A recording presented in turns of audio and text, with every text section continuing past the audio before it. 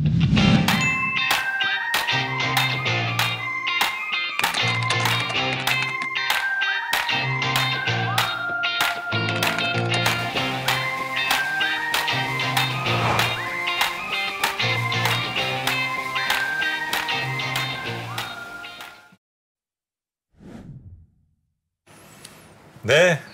그러면 오늘 시장 마감 상황 한번 우리 박근영 부장님께 여쭤보도록 하겠습니다. 박근영 부장님 어서 오십시오. 네, 안녕하세요. 네, 안녕하십니까. 반갑습니다.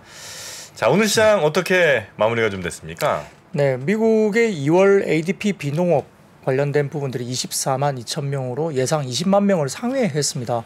이런 부분들도 그렇게 썩 좋은 건 아니죠. 근데 임금 상승률은 여전히 높은 수준이며 단기간에 이제 인플레이션이 빠르게 낮아지지 않을 수도 있다는 우려를 계속적으로 이제 지어냈는데요.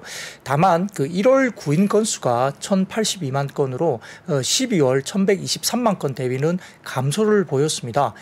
구인 고용 관련된 비율은 1.69, 그러니까 한 명이 이제 그 관련해서 한 1.69개 정도의 우리가 이제 잡을 가질 수 있다 이런 거잖아요. 네. 얼마 전까지는 이게 거의 2개 정도까지도 이제 잡이 있었던 상황인데 이제 전월 1.79개 정도 대비해서 하락세를 일단 보였습니다. 그러니까 아직까지도 1.79개 정도의 어떤 잡을 구할 수 있는 상황이긴 한데 일단 이번에 나온 게 1.69개로 조금 빠졌는데요. 그럼에도 불구하고 아무튼 한 개 이상은 분명히 이제 잡을 구할 수 있는 상황이라 아직까지는 좀 뭐라 그럴까 이게 고용 관련된 부분이 뜨겁다 이렇게 볼 수 있고요.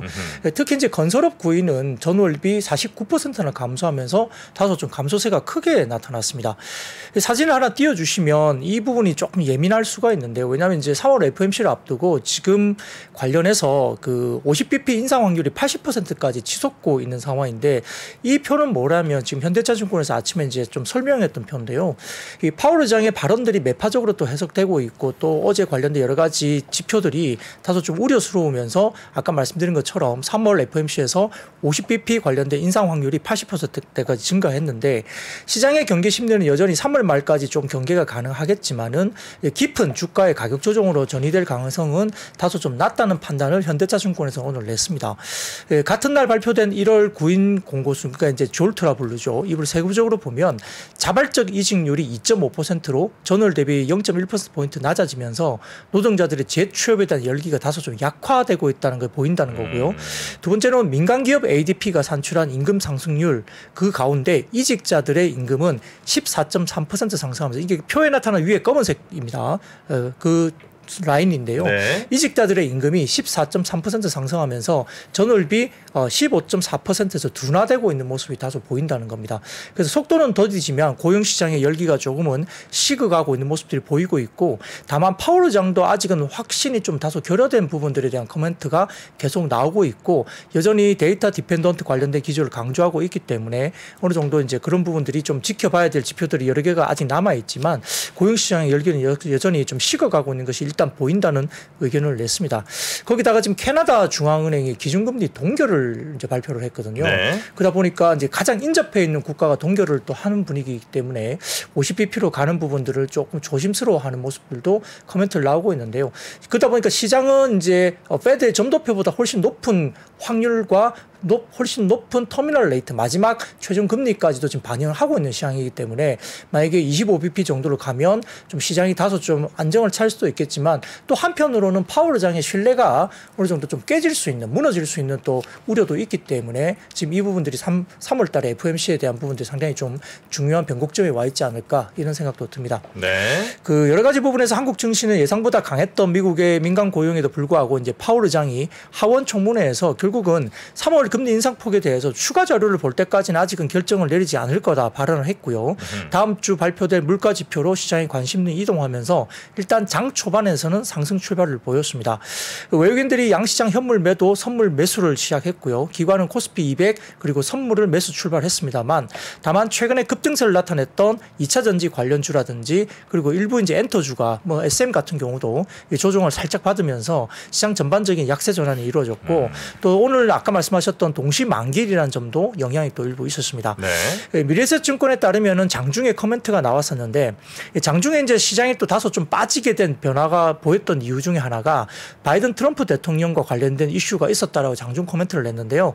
한국 시간 오전에 바이든 대통령이 예산안에서 세제 개편안을 발표를 했는데 투자에 대한 양도소득세율을 20%에서 39.6%로 상향 조정했고요. 억만장자에게들은 25% 세금을 그리고 40만 달러 이상의 소득에 대해서는 39.6%의 세금을 부과하고 법인 세율은 21%에서 28%로 상향 조정해야 된다는 점도 포함됐습니다. 그래서 이런 부분들이 결국은 예산안 같은 경우는 하원을 장악하고 있는 공화당으로부터 이제 거부당할 수 있기 때문에 실제 영향은 크지 않을 수도 있겠지만은 세금 인상을 언급했다는 점이 미국 증시의 시간의 선물 하향 조정을 좀 이끌었다는 거고요. 또 부채 한도 협상에 대한 불안을 좀 더 부각시키는 요인으로서 영향을 줄 수도 있다는 코멘트를 냈습니다. 그래서 한국 증시도 투자 심리가 다소 이 부분 때문에 유축이 된 것이 아니냐라고 장중 오전에 코멘트를 냈습니다. 바이든 대통령이 세제 개편안 요걸 이제 냈는데 좀 더 부자들에게 많은 세금을 매기는 쪽으로 네, 법인 세율도 올리고 하려고 그렇습니다. 했는데 네. 하려고 하는데 이제 네. 공화당이 하원에서 이거를 동의해 줄지는 미지수라. 네, 거부당할 가능성이 높다고는 했습니다만 또 부채 한도 협상이 또 몇 달 뒤에 있습니다. 네. 이런 부분들 때문에 다소 좀 시장의 불안감을 부각시켰다라고 일단 미래에셋증권에서는 코멘트를 네. 냈습니다. 12시를 넘어서면서 기관도 잠시 코스피 200을 살짝 매도 전환하긴 했지만 재차 연기금 중심으로 순매수 유입이 되기도 했고요. 다만 이제 외국인 중심으로 그동안 급등세를 지속했던 2차 전지 업종에 대한 일부 차익 실현 매물이 출회되면서 증시에 역시 부담으로 계속 작용했고요. 전반적으로 3시를 지나면서 주가지수 선물도 장중 저점을 하향 이탈하면서 만기일 수급 부담 가중이 역시 됐습니다. 외국인들은 특히 이제 대형주의 매도가 집중됐는데 전기전자, 비금속, 광물, 화학, 금융 쪽을 매도를 했고 유통과 기계, 건설업종은 매수를 보였습니다. 외국인 코스닥에서는 반도체, 통신 장비, 제약은 매수를 했고요. 기관은 코스피 쪽에서는 화학, 철강, 서비스 외에 매수를 보였고 코스닥에서는 제약업종 정도가 매수가 들어왔습니다. 원달러 환율은 달러도 뚜렷한 움직임이 부재한 상황에서 1320원대에서 등락이 반복됐고요. 업종별로는 최근에 주가가 부진했던 건설업이 반등을 줬습니다. 그리고 특히 이제 지난 7일 자사주 취득 발표한 HTC 현대산업개발이 장중에 8%대 급등세를 보였고요. 보험과 통신업 등 고배당 업종들도 수익률 상위권을 장중에 기록했습니다. 반면 최근 급등 부담에 단기 차익 실현 매물 출회되면서 포스코 케미칼이 또 하락했고요. 여기에 따라 비금속 광물이 약세를 보였고 화학은 2차 전지 소재 관련주 중심으로 부진했고요. 시총 상위단에서는 2차 전지 셋업체인 삼성 SDI와 LG 에너지솔루션 약세, 전기전자 하락세도 보였습니다. 코스닥은 외국인 기관 동반 순매도에 코스피 대비 상대적으로 낙폭이 확대됐는데 역시 업종별로는 제약, 섬유의류, 그리고 유통 등이 강세를 보인 반면 IT 부품이라든지 일반 전기전자, 화학 등 약세를 보였고 시총 상에 따라서는 특히 이제 에코프로비엠이나 LNF 등의 2차 전지 소재주들의 하락세가 뚜렷한 하루였습니다. 네. 자, 대략적인 시장 분위기는 이렇게 전해주셨고요. 그러면 또 섹터별로 하나하나 또 뜯어보도록 하겠습니다. 어느 섹터부터 가볼까요? 역시 오늘 일부 로봇주들의 상승세가 나타났는데요. 로봇주. 네. 장중에 이제 현대차가 이제 로봇 관련주에 지분 투자를 할 수 있다 이렇게 뉴스가 나왔습니다. 이게 좀 불거지면서 이야기됐는데 사실 아까 말씀드렸던 미국의 ADP 비농업 고용도 예상치를 상회했다는 점 그리고 특히 이제 임금 상승률이 아직은 좀 높은 수준에 이야기되고 있다는 부분들 때문에 아마 전반적으로 임금 압력이 지속되면 노동을 대체하는 로봇에 대한 수혜 가능성이 분석이 이제 나올 수밖에 없는 상황이거든요. 그런 환경이 이제 배경이 있고요. 사진을 좀 띄워주시면은 관련된 사진을 하나 가져와 봤습니다만 국내 대기업의 로봇 사업 투자 관련해서 이제 쭉 나옵니다. 삼성전자나 현대차, LG전자, 두산 쭉 나오는데 이 오늘 좀 불거진 이슈는 뭐냐면 현대차의 그 코스닥 로봇 감속기 기업의 지분 투자 검토 소식입니다. 이게 상당히 좀 유의미한 상황이 될 수 있는데요. 이런 부분들이 좀 오늘 이야기 불거지면서 감속기 관련 기업들이 상당히 주목을 많이 받았거든요. 그래서 이제 주가들이 그런데 실질적으로 산업 자동화라든지 로봇 수요 증가 때문에 모터나 감속기 수요가 꾸준히 증가하고 있는 게 맞고요. 로봇의 관절이라든지 작동 부위에 필수적으로 들어가는 감속기 수요도 증가할 수밖에 없습니다. SH 감속기의 경우는 일본의 하모닉 드라이브 시스템이라는 회사가 있는데 글로벌 점유율이 한 7, 80% 정도 차지하고 있지만은 최근에 이제 공급 부족 때문에 국산화 수요가 확대되고 있는 부분을 이야기되고 있고 23년도부터 국내 로봇 산업이 확보한 턴키 물량이 또 확보될 수 있다는 환경이 이제 조성되고 있는 상황입니다. 여기다가 역시 이제 두산 로보틱스도 IPO를 또 앞두고 있기 때문에 관련해서 이제 이야기가 될 수 있는데요. 그와 관련해서 현대차에 관련된 감속기 회사 관련된 지분 투자 검토 때문에 SPG라는 회사가 오늘 급등세를 보였고요. 장중에 SBB테크라는 회사도 관련성이 있을 수 있다 이렇게 추정이 되면서 같이 이제 급등세를 보였거든요. SPG나 요 회사들이 감속기 회사예요? 네, 그렇습니다. 그래서 현대차가 이제 로봇 감속기 코스닥 상장사 지분 투자 검토 관련된 이슈가 불거졌는데 이 SPG 같은 경우는 그 SH 감속기라든지 그다음에 SR 감속기 모두 국산화에 성공한 회사이고요. SH 감속기는 이제 하모닉 드라이브라고 불리고 SR은 사이클로드 감속기라 불리는데 이건 기술적으로 저게 설명하기 조금 어렵습니다. 근데 다만 이제 다음 사진을 좀 띄워주시면 유진투자증권에서 나온 이 감속기 시장 규모 관련된 사진을 제가 좀 발췌해 봤는데요. 이 감속기 관련된 부분들이 이렇게 하모닉 드라이브와 사이클로이드 감속기 관련된 이 부분들이 시장이 형성되고 있고 점진적으로 계속적으로 이제 로봇 산업과 성장과 더불어서 간다고 볼 수 있습니다. 근데 SPG 같은 경우가 처음에 이제 SBB테크가 주가가 먼저 튀기 시작했는데 그 뒤에 시장에서는 SPG가 좀 더 가능성이 높지 않느냐 이야기가 좀 돌면서 SPG가 따라가면서 급등세를 보였거든요. 근데 결국은 SPG가 더 많이 오르고 SBB테크는 약간 윗꼬리를 다는 모습이 보였는데요. 그 SPG 같은 경우는 현대차 1차 벤더로 로봇 감속기를 이미 공급을 하고 있습니다. 그래서 이제 현대차의 협동 로봇 개발을 위한 감속기 샘플 제공 이력도 부각이 오늘 됐고요. 관련해서 아까 말씀드린 대로 하모닉 드라이브 시스템즈라는 회사가 일본 회사인데 이 부분들이 거의 70-80% 시장을 독점하고 있지만 최근에 이제 뭐 납기가 통상 3개월 수준이 됐었는데 12개월로 되게 장기화되고 있고 이런 부분들 때문에 수급 문제가 시장에서 굉장히 많이 발생하고 있다고 보입니다. 그래서 이에 따라 일부 기업들이 하모닉 드라이브 시스템 말고 다른 뭐 국내 기업들 관련해서도 관심이 상당히 높아지고 있고 또 수요도 높아지고 있는 분위기로 가다 보니까 이 감속기 관련주가 이제 이러한 모멘텀을 가지고 오늘 장중에 상당히 좀 두각을 나타냈다 볼 수 있습니다. 네. 로봇 감속기 아마 그 관절이라든지 뭐 이런 움직임에 있어서 힘을 주는 것도 물론 중요하지만 이제 힘을 어느 정도 이렇게 줄이는 뭐 이런 게 아마 감속기가 그렇죠. 아닌가 싶긴 한데 이게 뻗을 때는 괜찮은데 이게 이쪽으로 안쪽으로 안쪽으로 할 때 간속기가 이게 저항을 높이면서 네네네. 들어 올리는 거거든요. 그래서 반드시 필요하고 아까 하모닉 드라이브는 좀 협동용 로봇이라든지 작은 로봇 그리고 아까 이제 사이클론은 큰 로봇. 그러니까 자동차 공장 가면은 큰 로봇들이 있잖아요. 네네네. 그런 것들은 저 사이클로 큰 거. 사이클로드. 그리고 하모닉 드라이브는 우리가 뭐 협동용 로봇 조그만 것들 있잖아요. 거기에 필수품으로 사용하고 있죠. 그래서 그 두 가지 그 하모닉 드라이브나 사이클로 드라이브나 일본 업체들이 꽉 잡고 있는데 네. 이제 우리나라 업체들 아까 말했는데 국산화했는데 이제 아직 그 매출이 아주 미미합니다. 그리고 SBB테크는 지금 이제 만들어서 컬을 진행 중에 있어서 거의 이제 매출이 없는데 뭐 향후에는 그러니까 하여튼 들어가기가 힘들다는 거죠 결론적으로. 그래서 향후에는 좀 그런 것들이 컬이 잘 진행돼서 뭐 SPG도 그렇고 뭐 SBB테크도 그렇고. 좀 잘 진행될 거라고 보고 있습니다. 네, 그러니까 결국 두 회사가 확정된 건 아니고요. 시장에서 그냥 그렇게 추정을 하면서 주가가 올라간 거 맞습니다. 근데 더군다나 이제 SPG 같은 경우는 현대차에 이미 이제 납품을 하고 있는 회사이기 때문에요.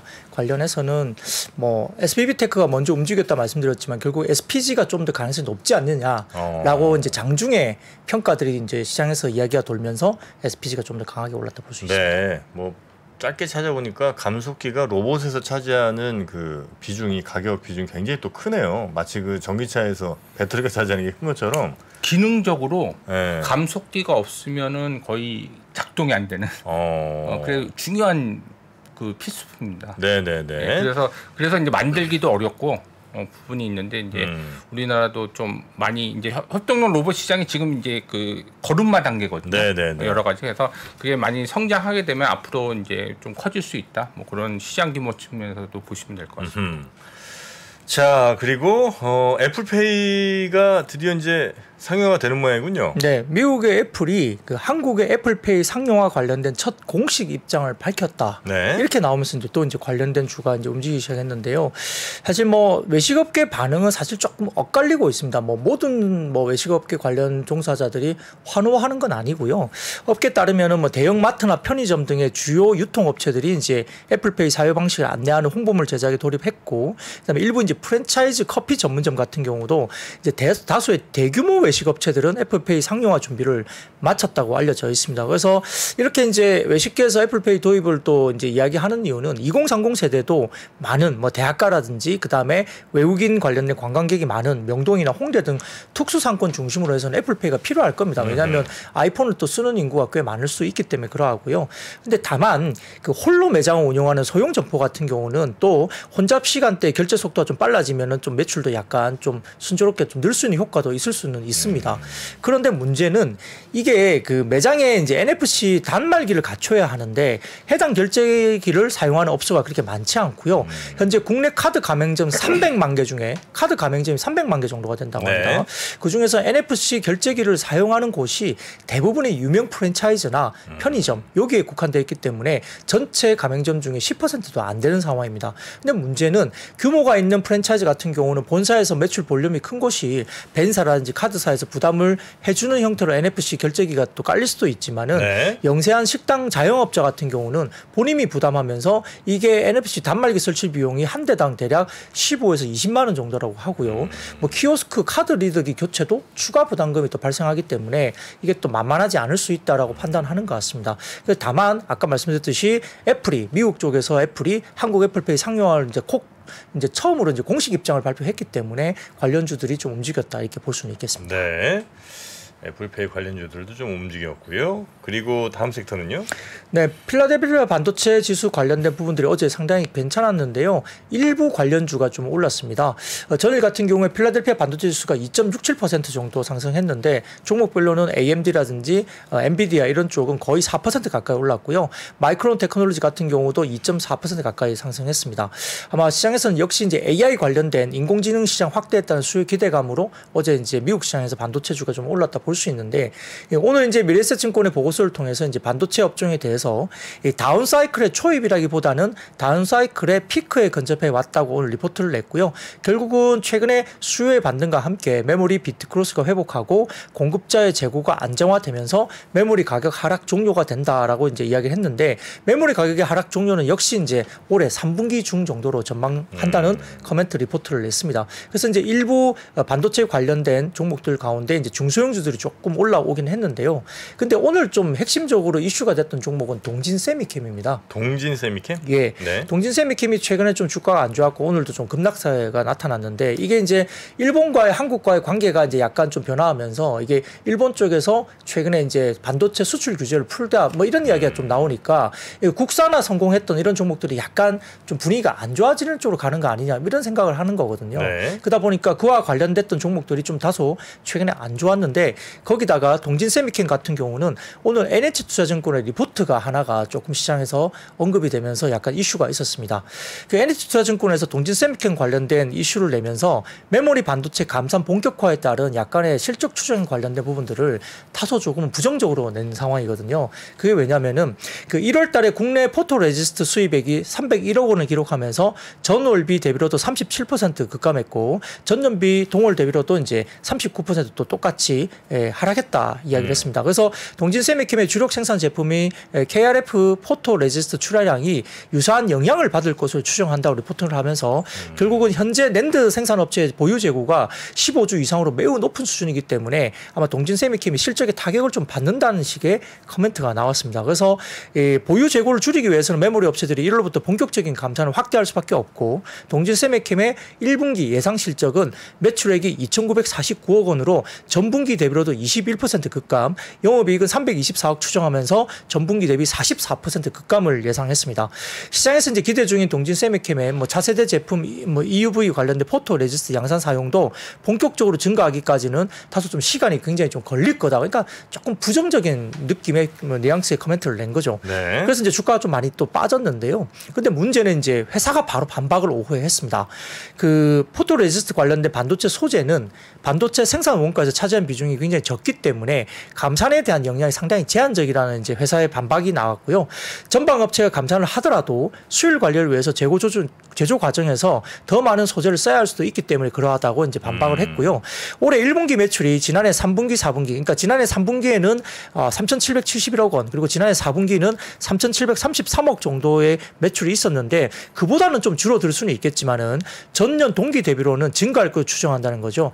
작년에 동진세미캠의 1분기 매출이 3,481억 원이었습니다. 네. 그러면 회사 측 설명을 우리가 풀이해 보면은 동진세미캠의 1분기 매출 전망치는 최소한 3,481억 원보다 높을 것 같고요. 그다음에 뭐 위쪽의 상단은 3,700억대 정도까지도 열려 있게 되는 거죠. 그래서 NH투자증권 쪽의 전망치가 2,949억 정도로 이제 추정이 나왔기 때문에 최소한 500억 이상의 차이가 발생하게 됩니다. 매출에서 그렇습니다. 네. 그러다 보니까 이게 조금은 괴리가 많아지는 건데 실제 어느 쪽에 말이 맞을지는 1분기 실적을 좀 열어봐야 될 것 같고요.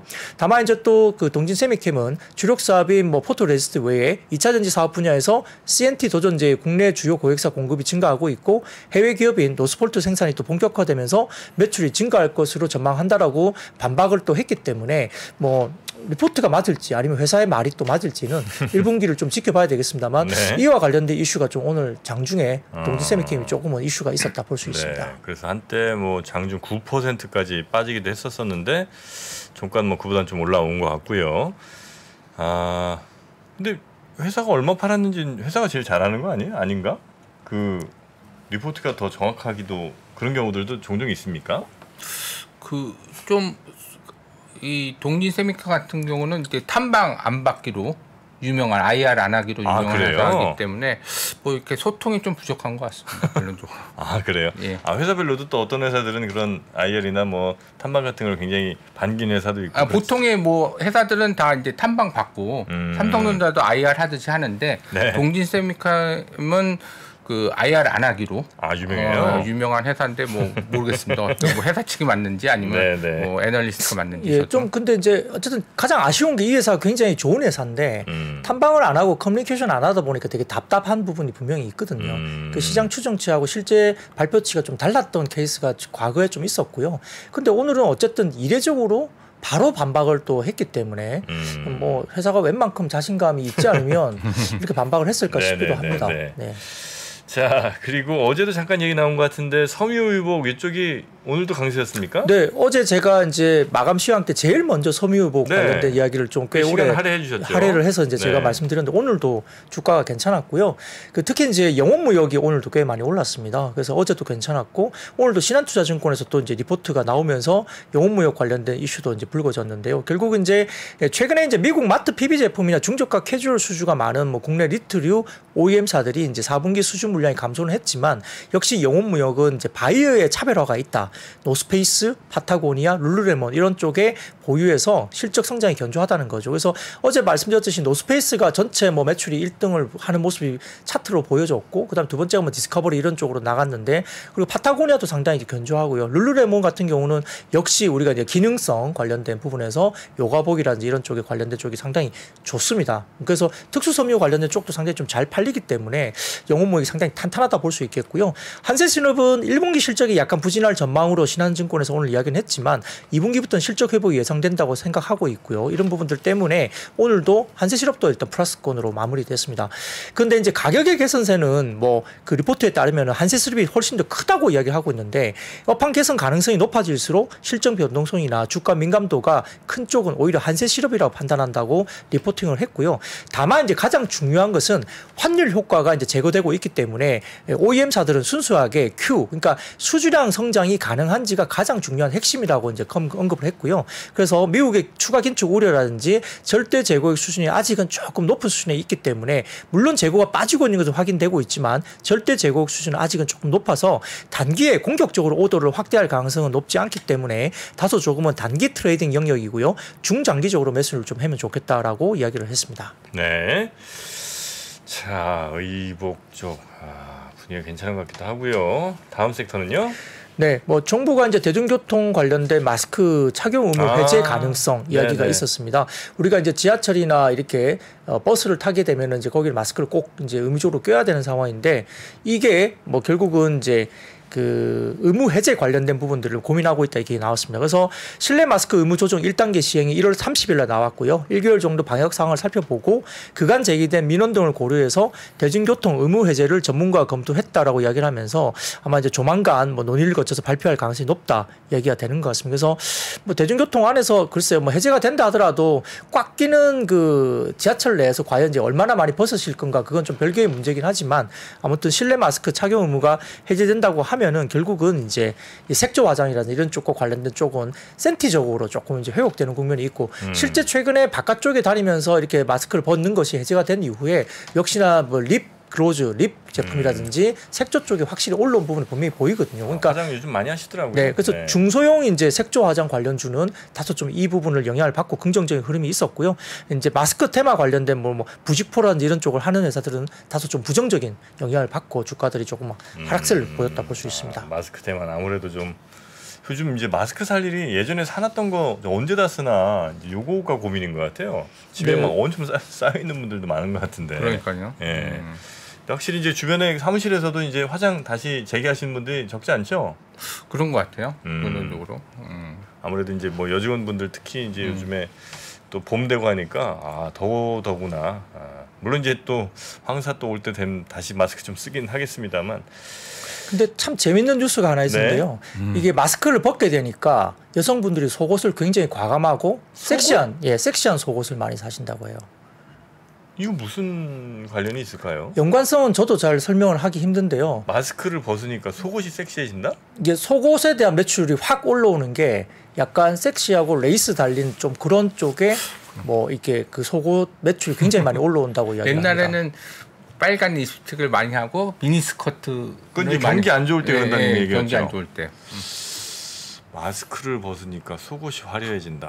와, 요건 제가 한번 연구 좀 해보겠습니다. 네, 그래서 저도 연관성은 모르겠지만 네. 기사가 그렇게 실제 백화점이나 다른 쪽의 매출 구조가 그렇게 또 올라온다고 하더라고요. 그 기사가 나왔었어요. 아 그렇습니까? 네, 그렇습니다. 마스크랑 속옷. 야, 진짜 모르겠다. 자, 그리고 다음에 어디 좀 볼까요?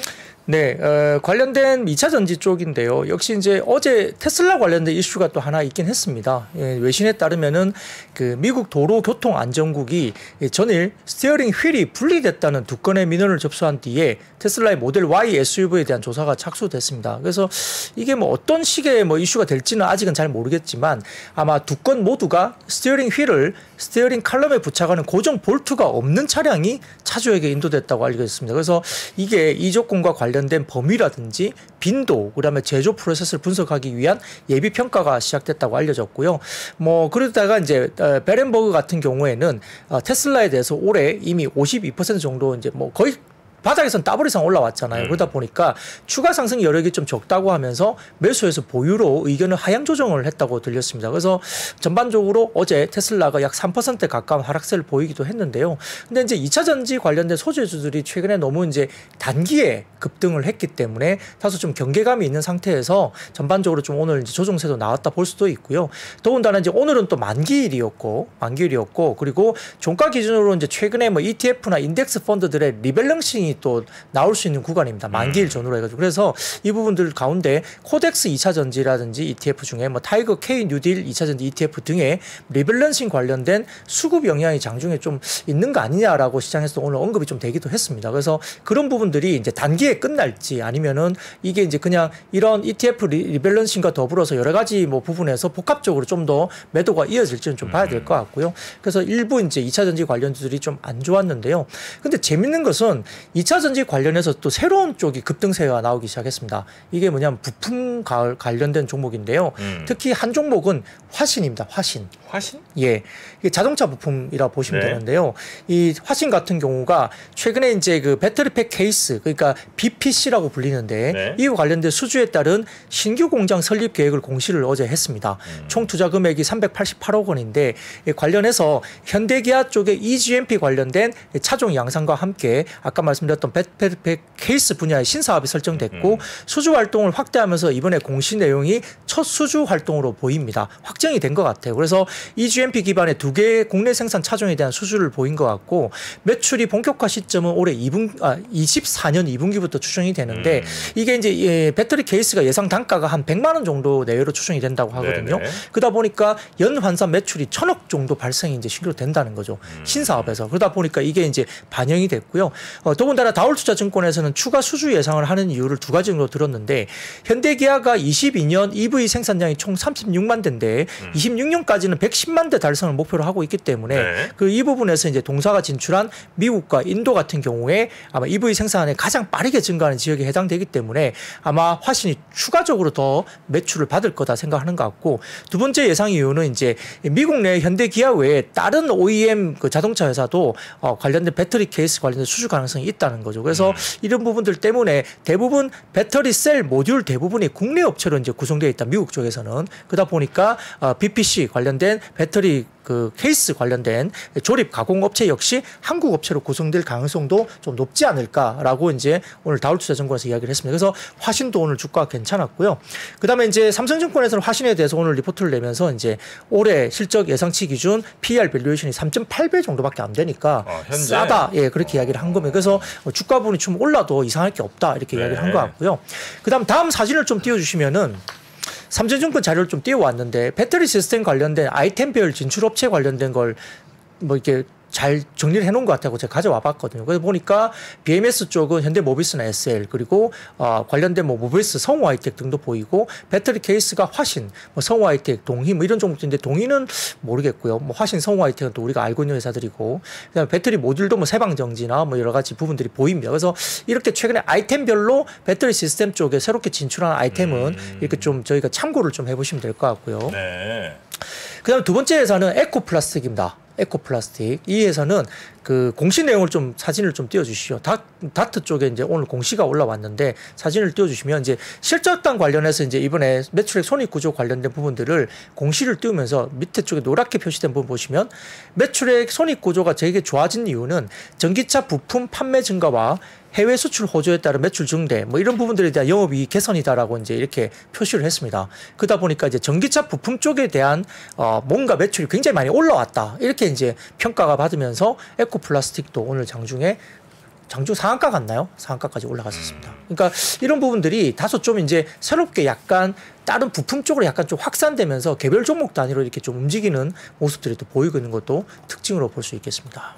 그 배터리가 어쨌든 이제 어마어마하게 쓰이긴 할 텐데 예. 지금까지는 이제 배터리 소재라든지 뭐 양극재 이쪽으로 이제 주로 많이 좀 달렸다면 어쨌든 배터리가 많이 늘어나게 되면 방금 말씀하신 뭐 배터리 팩 케이스라든지 모듈이라든지 뭐 등등 또 배터리에 들어간 여러 가지 부속들이 있을 텐데 얘네들은 아직도 PER이 이제 굉장히 낮거나 그러니까 자동차 부품으로만 아직은 분류가 돼갖고 그렇죠. 저평가될 가능성이 좀 높다 이런 아마 그렇죠. 취지의 그런 리포트인 것 같은데 생각해보니까 그러네요. 뭐 소재 만든 회사들은 막 100배 막 이렇게 이제 인정을 받는데 여기는 아직 뭐 3배 뭐 이렇게 된다면 그 갭은 어쨌든 좀 메워질 거 아닙니까? 그렇죠. 근데 이제 진입 장벽의 차이겠죠. 진입 장벽이. 예, 그러니까 소재는 좀 만들기 어렵고 요거는 좀 뭐 진입 장벽이 좀 낮고 그런 차이인 것 같아요. 그 최근에 보면은 그 4680 원통형 배터리가 대세가 되면서 또 주목을 받았던 회사가 TCC 스틸 같은 회사들이잖아요.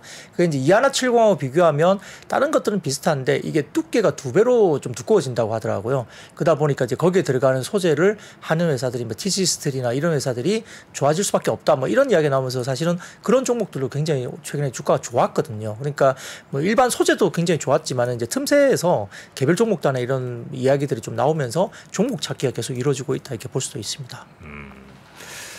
자, 그리고 또 어디 한번 가볼까요? 네, 오늘 개별 종목 중에 KH바텍이 좀 눈에 띄었습니다. 사실 잘 아시다시피 이 폴더블 폰, 삼성전자 관련된 폴더블 폰의 이제 힌지를 이제 담당하고 있는 회사인데요.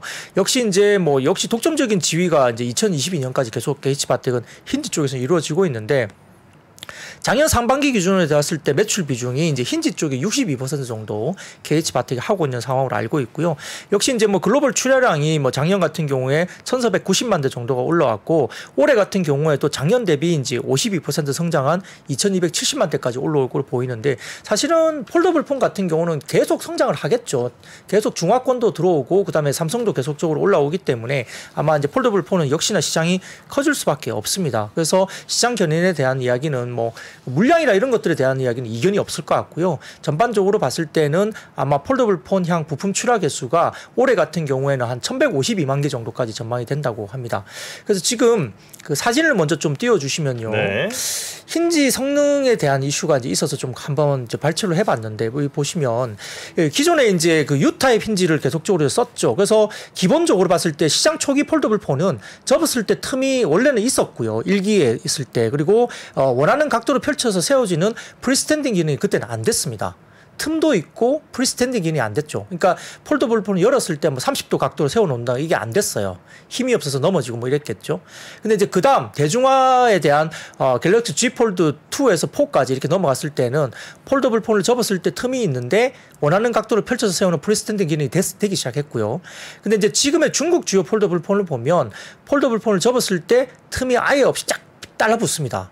달라붙고 근데 원하는 각도로 세우는 프리스탠딩 기능이 아예 안 됩니다. 그래서 이제 이런 여러 가지 부분들이 이제 있는 상황인데 최근에 폴더블 폰 이렇게 광고하는 거 보면 각도마다 세우는 걸 굉장히 강조하면서 이렇게 광고를 국내에도 광고를 많이 하고 있거든요. 그게 이제 중국 폴더블 폰에 이제 약간 차이점이 있는데 향후에 폴더블 폰 진화 방향은 역시 이제 폴더블 폰을 접었을 때 틈도 없어지고 프리스탠딩 기능도 가능하는 쪽으로 이제 진화가 될 거라고 이제 보는 거죠. 지금 이제 중국 폰들은 접었다 펼 때 그 틈은 없는데 네.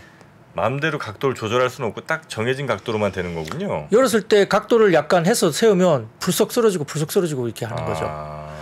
근데 이제 우리나라 지금 현재 갤럭시 네. 쪽은 이제 되는데 그게. 네, 그렇죠. 뭐 30도, 45도, 60도 해도 다 서해주는 거거든요. 그래서 힘을 받고 있는데 이게 또 약간 그러다 보니까 이제 문제가 되는 건데 자, 다음 사진 보여주시면 신한투자증권에서 가져와 봤습니다. 이게 가져오면 이게 오포 쪽에 이제 힌지 사진인데 이게 물방울 힌지라 해가지고요. 가운데 보시면 물방울처럼 이렇게 휘어져 있잖아요. 그죠? 네네. 요거예요, 요거. 물방울 힌지. 요 모양새가 이제 물방울처럼 생겼다고 해서 중국 그 폴더블 폰이 이 물방울 힌지를 갖고 오는데 이게 왜냐하면 그 관련된 접히는 쪽 있지 않습니까? 거기에 접힘이 이제 잘 안 보인다 그래요. 그러니까 아직까지는 현재까지 나왔던 삼성전자 폴더블 폰은 접으면 가운데 접히는 게 좀 눈에 많이 띌 정도로 약간 접힘 현상이 좀 심했는데 중국 쪽은 이런 물방울 힌지를 하다 보니까 접힘 현상이 상당히 좀 안 보이는 쪽에 기술이 좀 진화했다 이 보이는 거거든요. 네. 근데 이제 이런 식으로 이제 삼성전자도 결국 이제 저 물방울 힌지 쪽으로 결국은 이제 이번에 갈 것 같다 하는 거고요. 근데 이제 이번에 5세대 모델에 적용 예정인 물방울 힌지가 기존 제품 대비 국내에서 KH바텍이 했던 제품 대비 가격은 한 30% 정도 올라간다고 합니다. 그러다 보니까 이제 수익성이나 이런 부분들에 대한 부분들이 좋아질 것 같다 보는 거고요. KH바텍 관련해서 EBS 투자증권에 오늘 리포트가 나왔었는데 올해 실적에 대한 추정치가 매출액은 4,655억 원으로 매출은 28% 증가 그리고 영업이익은 475억 정도 추정이 되면서 작년 대비 영업이익이 46%나 급증할 것으로 추정을 했습니다. 더군다나 지금 대신증권에서 가져온 다음 사진을 좀 띄워주시면 네. 사업부별 매출액 현황을 KH바텍 관련해서 갖고 왔는데 이게 딴 건 아니고요. 지금 회색 부분으로 보이는 회사 관련된 이 매출 구조가 힌지 구조 쪽의 매출 부분입니다. 그러다 보니까 21년부터 확 늘어났고 22년, 23년에 매출 힌지 관련된 부분들이 굉장히 집중됐네요. 네, 집중되고 네. 성장한다는 부분들 때문에 좀 주목을 받고 있고 최근에 좀 쉬었다가 다시 좀 올라오는 부분들이 좀 보인다 볼 수 있습니다. 요건 이제 삼성전자가 그 갤럭시 모델에 얼마나 그 폴더블의 진심인지 여기에 따라서 여기 KH바텍이라든지 이런 데는 좀 좌우가 되겠군요. 네, 그러니까 이제 힌지 모델에 물방울을 안 했던 이유가 이제 뭐 내구성이나 그다음에 먼지 들어가는 것들 여러 가지 이슈가 좀 있었던 것 같아요. 근데 이제 그걸 조금 이제 물방울 힌지로 가야겠다 해서 이제 뭔가 개발을 하고 뭐 다음 이번 모델에 올해 정도 나오는 모델에 이제 적용할 거라 하는데 그게 단가도 비싸다고 하니까 이런 부분들이 어떻게 녹여낼지를 좀 봐야 될 것 같습니다. 네.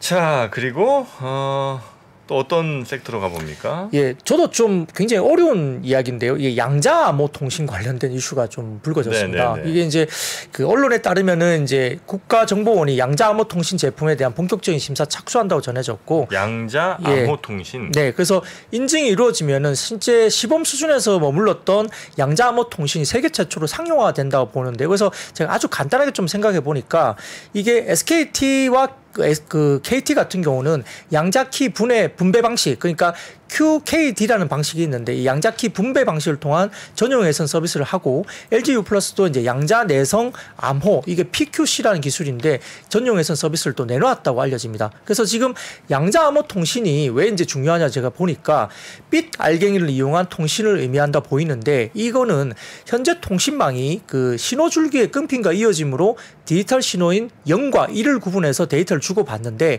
보안을 위해서 암호키를 사용하고는 있지만 유출되면 관련 정보가 빠져나갈 수 있기 때문에 이 보안에 대한 이슈가 상당히 강한 이슈로 부각이 되는 거죠. 그래서 빛 알갱이 같은 양자는 0이나 1이라는 특성이 결정되지 않고 있고, 또 통신을 위해서 정보를 내보낸 쪽 송신자와 그리고 받는 쪽 수신자 끝단에 각각 양자 암호키 분배, 그러니까 QKD 기기를 설치하고 매번 다른 암호키를 이용하면서 용 또는 일 결정을 하기 때문에 양자 암호키는 한 번만 열어볼 수 있고 중간에 유출되더라도 곧바로 대처할 수 있기 때문에 해킹이 불가능한 뭐 기술로 이렇게 알려져 있습니다. 그러다 보니까 이런 부분들이 이제 상용화 되느냐 이런 부분 이야기되고 있는 상황이기 때문에, 사실은 정부나 공공기관의 양자 암호 관련된 통신망을 구축하고 레퍼런스가 만약에 확보가 되면은 민간 시장에 대한 진입 영역이 훨씬 수월해진다 이렇게 보고 있는 것 같고, 해외 시장 진출도 가능하지 않겠느냐 이렇게 보는 것 같습니다.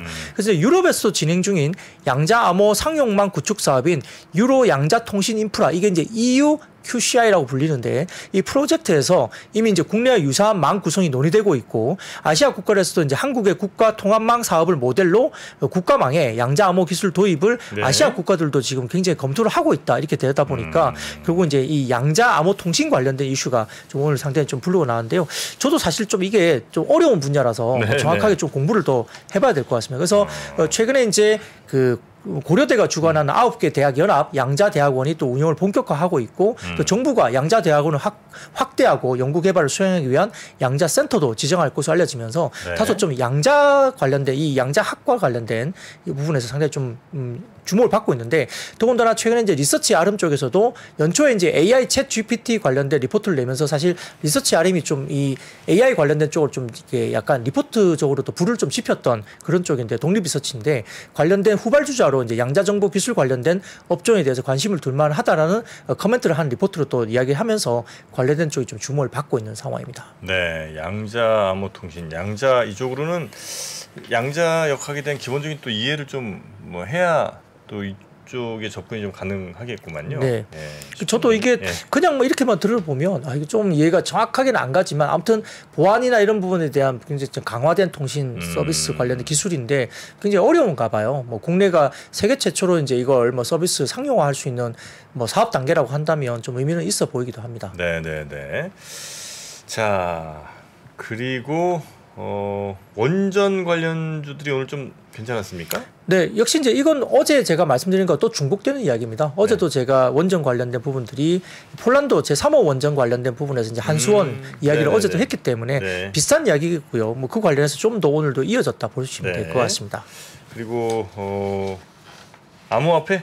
네, 뭐 사실은 외신에 따르면 암호화폐 전문회의 미국의 실버게이트 캐피탈이 청산을 선언했다. 이게 나오니까 좀 사실 이슈가 좀 크게 벌어졌는데요. 가상화폐 쪽이 큰 뉴스군요. 이거는. 네, 실버게이트 같은 경우가 세계 3대 코인 거래소였던 FTX를 비롯해서 코인베이스나 제미니 등의 주요 코인 업체를 고객으로 두고 디지털 자산을 달러나 유로화로 바꿔서 보관해주는 서비스를 제공했던 업체입니다. 그래서 지난 21년에 코인 가격 급등세에 힘입어서 굉장히 뭐 사업을 순항을 했는데, 실제 지난해 코인 가격 급락 때문에 뭐 FTX 파산 사태를 또 맞이하면서 유동성 위기에 빠진 걸로 전해집니다. 그래서 이 부분 때문에 실버게이트 파산 결정이 조금 이제 이 암호화폐 시장이 좀 안 좋은 굉장히 좀 악재이죠. 그리고 아울러 이제 파월 연장 의장의 매파적 발언도 이루어지고 있기 때문에 사실은 가상화폐 투자 심리에 별로 이제 좋은 건 아닙니다. 환경도 그렇고요. 더군다나 이제 가상화폐 데이터 분석 업체인 글래스노드 자료에 따르면은 이 가상화폐 거래소에 예치되고 있는 비트코인의 거래 수도 지난해 약세장 시작 이후에 계속 감소 감소세가 나타난다고 이렇게 이야기되고 있어서 다소 좀 이 가상화폐 시장에 대한 이 그 열기라 그럴까 이런 부분 상당히 좀 수그러들고 있죠. 그래서 이런 부분들도 좀 있는 상황이고요. 거기에 따라서 글로벌 코인 시장 중개 사이트인 코인마켓캡에서 오늘 11시 기준으로 봤을 때도 비트코인 가격이 2% 넘게 또 하락세를 보이면서 22,000달러 선을 하회하면서 빠지기 시작했습니다. 그러다 보니까 이제 암호화폐 관련된 부분들이 좀 전체적으로 좋지 않은 모습도 보였다 볼 수 있습니다. 우리 부장님은 하세요? 저 코인 투자? 가상화폐 이쪽으로는 뭐 관심이 관심이 없고 별로. 알겠습니다. 워낙 근데 이쪽도 젊은 분들 굉장히 많이 하시더라고요. 물론 이제 최근에 조금 이제 뭐 시들어들었죠. 시들하긴 한데 2018년도에 좋았다가 또 빠졌다가 2020년도에 코로나 이후에 좋았다가 이제 그 2021년 11월에 거의 고점 찍고 계속 빠지면서 좀 안 좋은 상황이었죠. 근데 최근에 약간 반등을 했었는데 뭐 아까 이제 말씀하신 대로 그런 거 이유 때문에 다시 또 빠지고 있습니다. 근데 그때 돈 번 우리 저 젊은 분들이 많더라고요. 그렇죠. 2021년도에 상반기 때 돈 번 분들이 엄청 많았죠. 그래서 근데 어떻게 지금 댓글창에 정프로님이 보유하고 계신 포트폴리오를 되게 말씀하시는 분들이 어떤 거죠? 정프로님 보유한 코인이 샌드박스, 센트럴랜드, 밀크코인이라고 이제 올려지네요. 굉장히 정확하게 알고 계시고요. 관리자신가 이분이? 뭐야 이 사람? 내 PB야 뭐야? BOC님 기억력이 매우 좋으신 것 같습니다. 거기다가 이더리움 추가 들어갔습니다. 하도 이런 걸로 손해를 많이 봐갖고 이더리움 좀 들어가 봤습니다. 저희도 사실 되게 어려워요. 이게 뭐 밸류에이션 자체가 하기 쉽지 않고 변동성이 너무 크다 보니까 저도 사실은 좀 손을 못 대겠더라고요. 그렇습니까? 네, 그렇죠.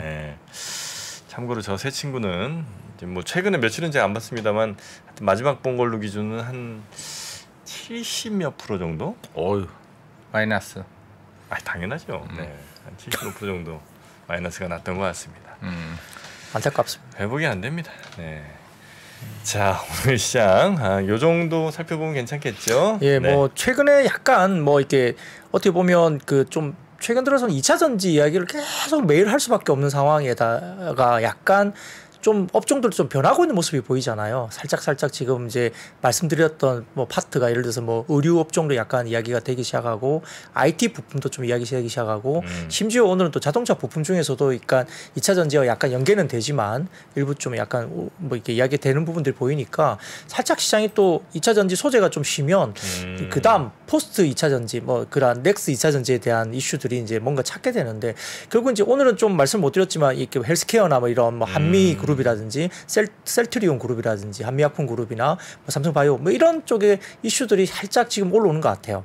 그러니까 이제 그 2차 전지가 좀 쉴 때 어느 쪽이 갈 것인가에 대한 고민들이 상당히 많은 시장이 아닌가 그런 생각을 해봅니다. 자, 그러면 오늘 시장은 이 정도로 정리를 좀 해보고요. 지금 제일 핫한 중국 이야기 좀 하러 떠나겠습니다. 우리 박근영 부장님 고생 많으셨고요. 내일 뵙겠습니다. 네, 감사합니다. 고맙습니다. 장 시작 전부터 종료까지 쏟아지는 수많은 뉴스와 정보들. 이 중에서 어떤 것이 투자에 정말 도움이 되는 정보일까요? 3프로의 증시 셔터맨 박근영 마스터가 직접 정보를 선별하고 투자의 힌트를 드립니다. 시간도 아끼고 투자 아이디어도 얻는 시간, 박근영 부장의 마켓 힌트와 함께 하세요. 자세한 사항은 3프로 TV 앱과 홈페이지를 확인하세요.